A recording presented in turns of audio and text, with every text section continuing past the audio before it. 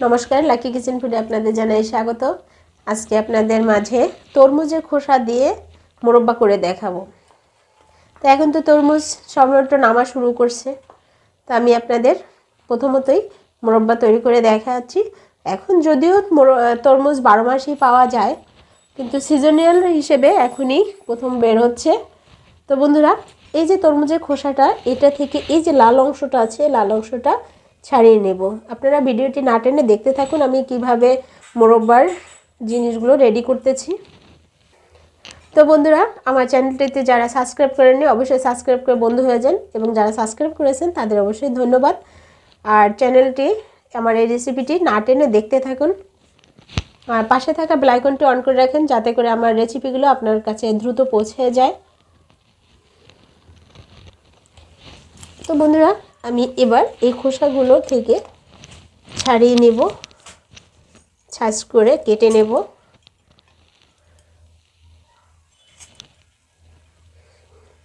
মোরব্বা তৈরি করতে অবশ্যই মোটা অংশগুলো একটু নিতে হবে, লাল অংশটা থাকলে ভালো লাগবে না। তো আমি লাল অংশটা ছাড়িয়ে নিলাম। এই যে এভাবে করে লাল অংশটা ছাড়িয়ে নেব। এবার আমি এটাকে, এই যে খোসাটা আছে সবুজ, এটাকে ফেলে দেব।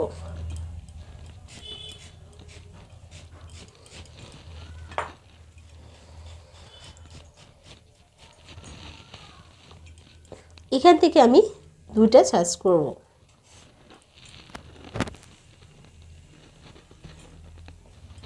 আমি এভাবে করে সমস্ত খোসাগুলো কেটে নেব। আপনারা চাইলে যে যেভাবে করে সাইজ করে নিতে পারেন, আমি আমার মতো করে সাইজ করে নিয়েছি। তো বন্ধুরা, এইভাবে সাইজ করে কেটে নিয়েছি, আপনারা যে কোনোভাবে সাইজ করতে পারেন। তো আমি এভাবে এখন এটাকে, এই যে কাঁটা চামচ নিয়েছি, কাঁটা চামচ দিয়ে ভালো করে এভাবে ছিদ্র করে নিব, যাতে করে চিনিটা ভালো করে ভিতরে ঢুকে। ছিদ্র না করলে তো আবার চিনিটা ভিতরে ঢুকবে না, মোরব্বাটাও সুন্দর হবে না। মোরব্বা মানেই তো মিষ্টি।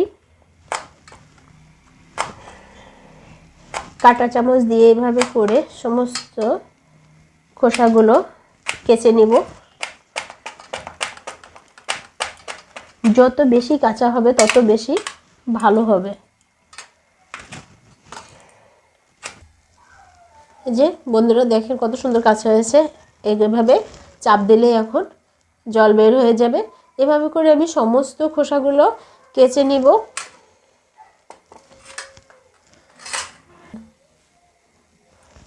তো বন্ধুরা, আমার সবগুলো করা হয়ে গেছে, দেখেন কেচে নিয়েছি, খুব সফট হয়েছে।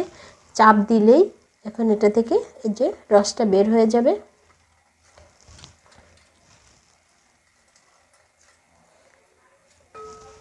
আমি এক এক করে এভাবে রসগুলো সব বের করে নেব।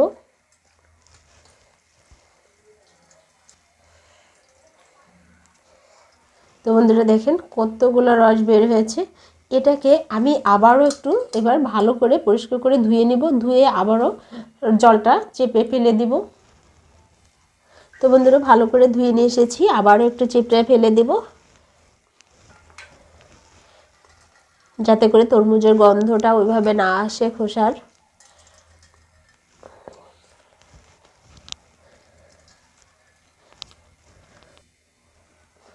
জলগুলো চেপে ফেলে দিয়েছি, দেখেন কত সুন্দর সফট হয়েছে।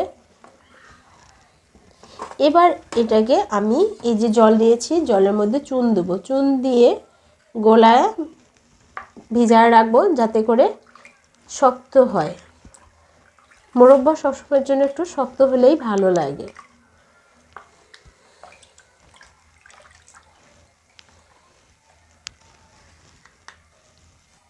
তো আমার চুনটা গোলানো হয়ে গেছে। এর মধ্যে আমি এক এক করে এই যে কেচে রাখা খোসাগুলো দিয়ে দেব। এতে করে তরমুজের যে একটা গন্ধ সেটাও থাকবে না, কষ থাকলে কষটাও ছেড়ে দেবে, এবং এটা অনেক শক্ত হবে। সফট হয়ে আছে, এটা একটু শক্ত শক্ত হয়ে যাবে। আমি এভাবে করে 1 ঘন্টার মতো ভিজিয়ে রাখবো। তো বন্ধুরা, আমি এটা এভাবে ঢেকে রেখে দিচ্ছি। 1 ঘন্টা পর আবার ফিরে আসছি আপনাদের মাঝে। তো বন্ধুরা, 1 ঘন্টা পর আমি ফিরে আসলাম।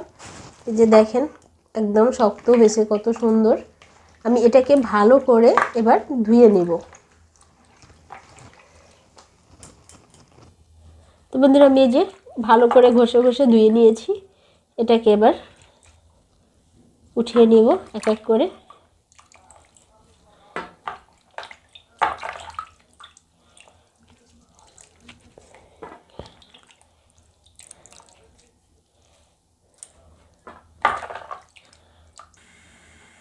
তো বন্ধুরা আমি সবগুলো যে ধুয়ে উঠে নিয়েছি, কত সুন্দর করে কালারটাও আসছে দেখেন। আমি এবার এটাকে হাফ সিদ্ধ করে নেব।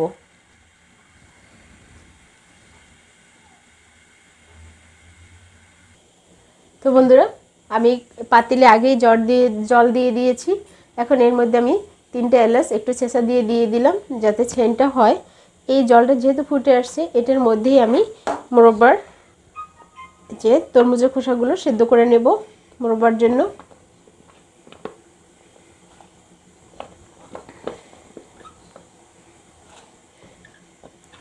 হাফ সেদ্ধ করব কি, হাফ সেদ্ধর চেয়ে একটু বেশি করে নিতে হবে।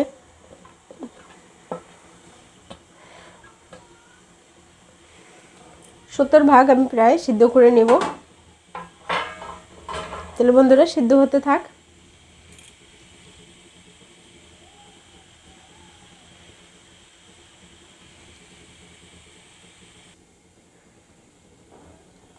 আমার এই যে তরমুজের খোসাগুলো সেদ্ধ হয়ে গেছে, এবার আমি এটাকে নামিয়ে জল ঝারিয়ে নেব। তো বন্ধুরা এই যে গরম গরম থাকতেই আমি জল ঝারিয়ে নিয়ে এসেছি, ধোয়া উঠতেছে। এর মধ্যেই আমি চিনিটা দিয়ে দিব। আমি এখানে 1.5 কাপ চিনি দেব।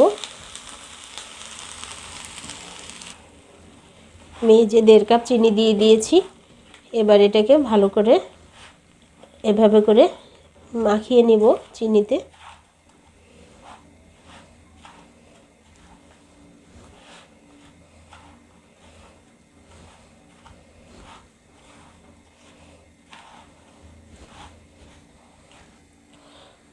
এবার চিনিটা মাখানো হয়ে গেছে, আমি আধা ঘন্টার মতো এভাবে একটু ঢেকে রাখবো। তো বন্ধুরা আমি আধা ঘন্টা পর ফিরে আসছি, দেখেন জল বের হয়ে গেছে। এবার আমি এটা চুলার উপর মোরব্বা তৈরি করতে যাব। তো বন্ধুরা চলেন চুলার পাড়ে যাই।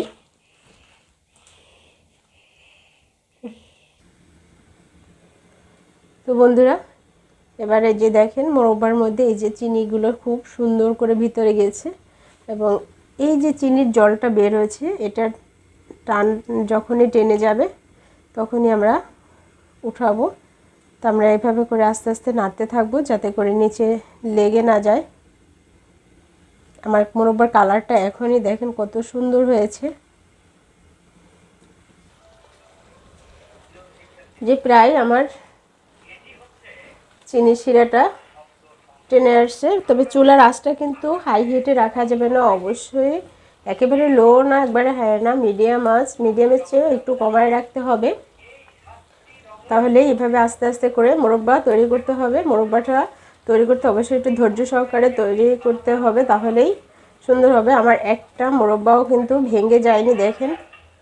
এটা যে তরমুজের খোসা বোঝাই যায় না।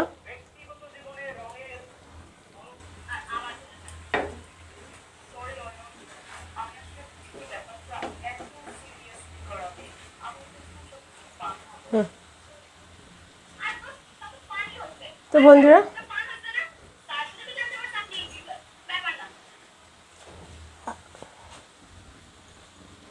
বন্ধুরা আমার মোরব্বাটা হয়ে গেছে। এবার আমি এটাকে নামিয়ে নেব, ঠান্ডা হলেই আরেকটু হয়ে যাবে। এই যতটুকু আছে এটুকু একটু ঠান্ডা হলেই একদম সব চিনিটা মোরব্বার গায়ে মেখে যাবে। তো আমি এবার এটা চুলাটা অফ করে দিব। চুলাটা অফ করে দিলাম। তো বন্ধুরা যে মোরব্বাটা হয়ে গেল, একটু ঠান্ডা হওয়ার অপেক্ষায় নামিয়ে নিলাম।